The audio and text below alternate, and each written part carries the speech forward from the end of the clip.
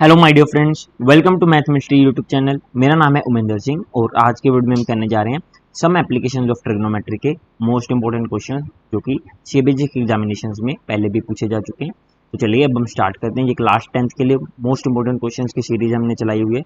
यहाँ पे जितने भी टर्म 2 के चैप्टर्स हैं उनको वन बाय वन डिटेल में डिस्कस कर रहे हैं, except one that is construction chapter, जो कि बहुत ईजी है, जो तो आप एनसीईआरटी से भी कर लोगे, तो दैट इज ऑल्सो इनफ।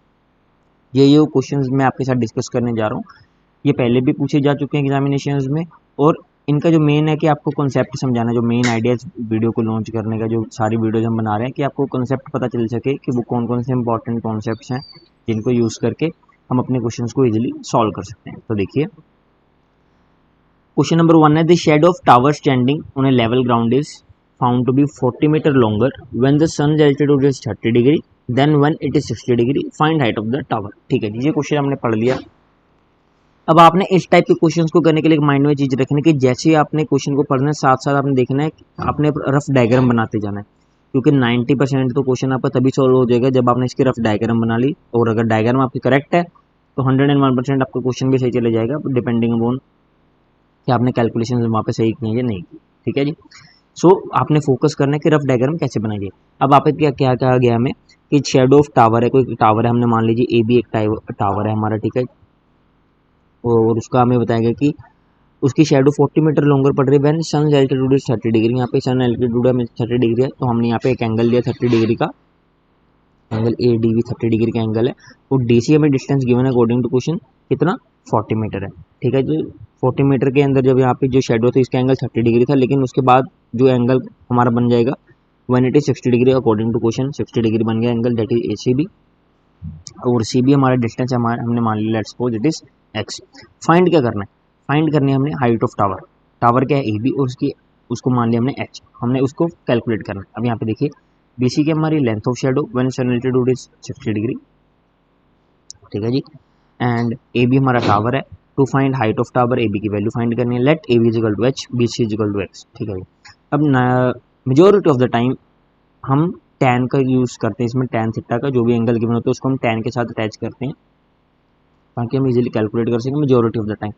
कई केसेज होंगे जहाँ पर आपको साइन को सेकेंड वगैरह यूज़ करना पड़ सकता है, लेकिन 99% tan ही यूज होगा।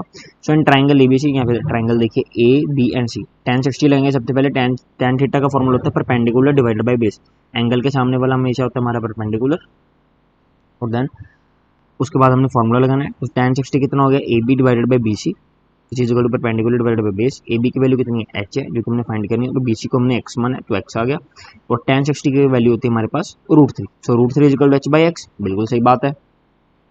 And triangle A B D, अब दूसरा ट्राइंगल लेंगे, कौन सा, ए बी डी वाला, ए बी एंड डी सारा ट्राइंगल लिया, उसमें लगाएंगे tan 30, tan 30 is equal to perpendicular divided by base which is equal to A B divided by B D.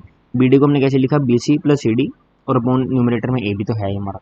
So value substitute करते हैं, ये 1 बाय 1, ए बी की value को सब्स्टिट्यूट किया, बी सी की वैल्यू को एक्स सब्स्टिट्यूट किया, C D की वैल्यू 40, tan 30 हमारे पास 1 बाई √3, तो एक्स प्लस 40 किसके इक्वल आ गया, एच √3 के। तो यूजिंग 1 एंड 2, क्वेश्चन नंबर 1 हमारी थी √3 is equal to H divided by X, तो एच की वैल्यू वहाँ से कितनी आ रही है, एक्स √3, तो यहाँ पे सब्स्टिट्यूट करेंगे एक्स √3 मल्टीप्लाई बाई 3, तो कितना बन गया 3x, 3x is equal to X plus 40, and इधर आएंगे जब आप इसको राइट हैंड साइड में लेकर आओगे तो 3x minus X that is 2x is equal to 40, x की इज इक्वल टू 20 आ गया। ठीक है जी।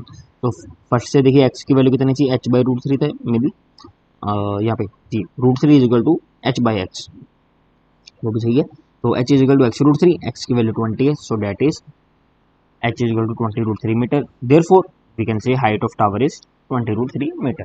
तो आपने सिंपल है, सबसे पहले क्या करना है, आपने रफ डायग्राम बनानी है। जैसे आपने रफ डायग्राम बना ली तो आप अपना आंसर इजीली कैलकुलेट कर सकते हो। आपने जो भी एंगल गिवन होगा मेजोरिटी ऑफ द टाइम उसे tan के साथ लेकर करने, क्योंकि परपेंडिकुलर डिवाइडेड बाय बेस, या तो बेस फाइंड करना होगा या परपेंडिकुलर फाइंड करना होगा, ये इनका कॉन्सेप्ट रहता है। सेकंड क्वेश्चन देखिए, एक स्टैचू में गिवन है 1.6 मीटर टॉल है, ठीक है, बिल्कुल सही बात है। Stand on the top of A pedestal, तो एक पेडेस्टल के ऊपर खड़ा है, from A point on ground, एक पॉइंट है ग्राउंड पे, ठीक है, the angle of elevation of top of statue is 60 degree, and from the same point angle of elevation of the top of pedestal is 45 degree. Angle of elevation होता है जब आप नीचे से ऊपर की तरफ ऑब्जेक्ट को देख रहे हैं, जैसे कि एम एक पॉइंट है, मान लीजिए मैं एम हूँ और मैं ऑब्जेक्ट की तरफ देख रहा हूँ, तो जब आप ऊपर देखोगे तो होता है हमारा angle of elevation. Find height of pedestal, तो हमने क्या फाइंड करना है, हाइट फाइंड करनी है किसकी, पेडेस्टल की। अब रफ डायग्राम देखिए साथ साथ जो हमने बनाया, ये हमारे पास क्या है, सबसे पहले बीसी है एक, ठीक है, एक पेडेस्टल है, बीसी हमारा एक पेडेस्टल है, बी पॉइंट के हमारा टॉप ऑफ पेडेस्टल, और उसी टॉप पेडेस्टल के टॉप पे क्या खड़ा है, एक स्टैचू खड़ा है जिसकी हमें हाइट गिवन है कितनी, 1.6 मीटर टॉल, ठीक है जी। एंगल ऑफ एलिवेशन बनाना है 7 पॉइंट से ग्राउंड पे, एम हमारा एक पॉइंट है ग्राउंड पे, ठीक है, तो उन दोनों से टॉप ऑफ स्टैचू और टॉप ऑफ पेडेस्टल से जो इनका एंगल ऑफ एलिवेशन वो है 45 डिग्री एंड 60 डिग्री रिस्पेक्टिवली, तो ये भी बन गया। बीसी हमारा पेडेस्टल था जिसकी हाइट हमने मान ली एच, क्योंकि हमें फाइंड क्या करना है, at the end height of the pedestal find करनी। तो अब देखिए कैसे फाइंड करें, A B equal to statue, ठीक है जी, angle of elevation top of statue given है 60 degree, angle of elevation of top of pedestal 45 degree, ये सब कुछ आपको गिवन है।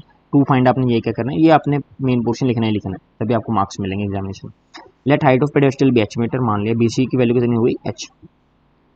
इन triangle ACM, A C and M, ये वाला बड़ा ट्रायंगल देखिए, सबसे पहले बड़े वाला triangle A C and M, तो परपेंडिकुलर डिवाइड बाय बेस वाला फॉर्मूला लगाएंगे, मींस की tan 60 लगाएंगे।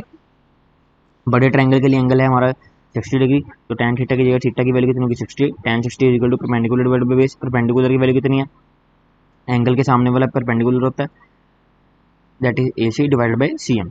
ए सी को आप लिख सकते हो A B plus B C, यहाँ पर ए सी को लिख सकते हो आप, देखिए ए सी को लिख सकते हैं हम A B plus B C, separate कर लिया हमने इसको, divided by C M. So value substitute करें, tan 60 की वैल्यू √3 है, ए बी की वैल्यू 1.6 है, बी सी की वैल्यू एच है, और C M as it is, ठीक है जी। तो ये हमारे पास एक इक्वेशन नंबर 1 बन गया। In triangle B C M, अब छोटे वाला ट्रायंगल उठाएंगे बी सी एम, उसके लिए थीटा की वैल्यू कितनी 45 डिग्री, तो tan 45 is equal to perpendicular divided by base, perpendicular की वैल्यू कितनी है बी सी, और एम सी हमारा क्या है, बेस है। tan 45 की वैल्यू आपको पता 1, तो आपने ये कुछ ना कुछ वैल्यूज याद जरूर रखने हैं। एक तो होती है हमारे पास tan 45 जो 1 होता है, देन होता है हमारे पास tan 30 which is equal to 1 divided by √3, and another one is tan 60 degree which is equal to √3। तो ये कुछ वैल्यूज हैं जो आपने याद रखनी है।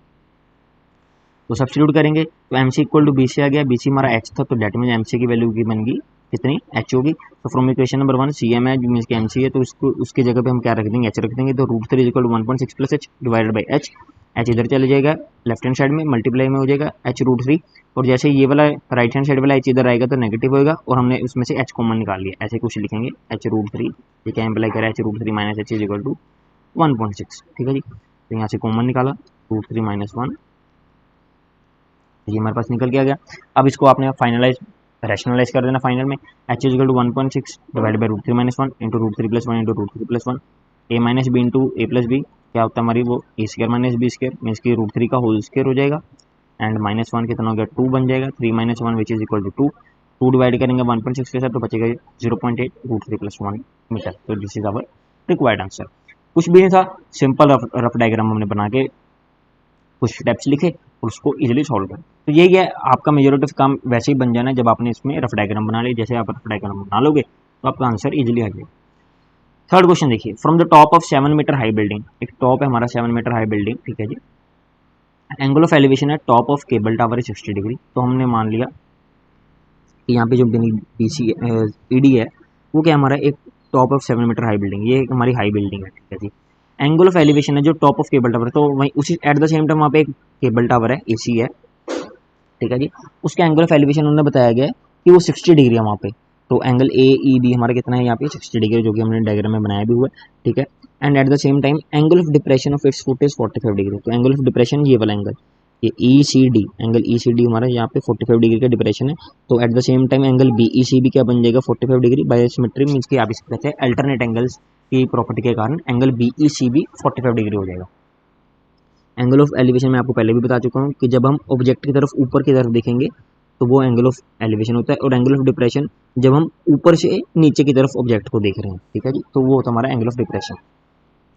इस केस में आगे देखिए क्या फाइंड करना है, determine the height of tower, तो हमारा हाइट ऑफ टावर जो एसी की वैल्यू टोटल हमने वो कैलकुलेट करनी है। सिंपल है, इन ट्रायंगल ए बी ई देखिए, सबसे पहले A B and E, let's मोज A B is equal to H meter, हमने मान लिया कि जो हमारी ए बी की वैल्यू है वो कितनी है एच है, height of tower.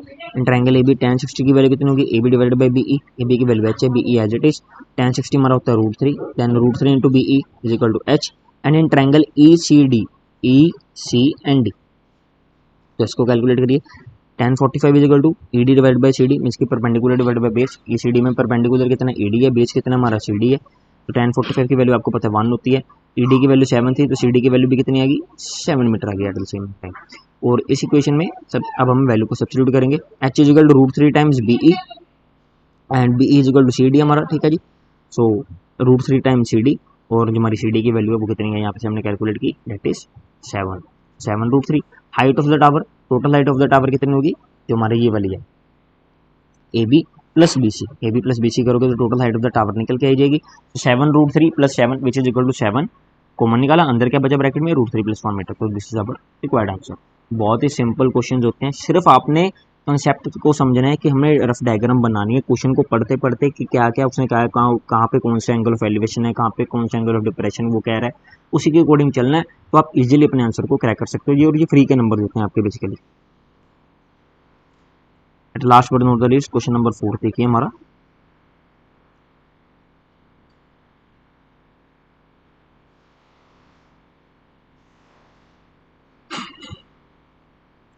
the angles of elevation of top of a tower from 2 points at a distance of 4 meter and 9 meter from the base of the tower and in the same straight line with it are complementary. Prove that height of tower is 6 meter. Question पढ़ने में क्या कर रहा है, ये one of the most important question है। जब मैंने अपना सीबीएसई एग्जामिनेशन दिया तो उसमें भी ये क्वेश्चन आया था आज से 2-3 साल पहले, मीन्स की 2018 में, हाँ 3-4 साल हो गए। So the angles of elevation of top of A tower from 2 points, 2 point हमारे पास मान लीजिए ग्राउंड पे, ठीक है जी। और पी क्यू हमारा यहाँ पे क्या है, एक टावर है, पी क्यू हमारा ये क्या है, हमारा एक टावर है, ठीक है जी।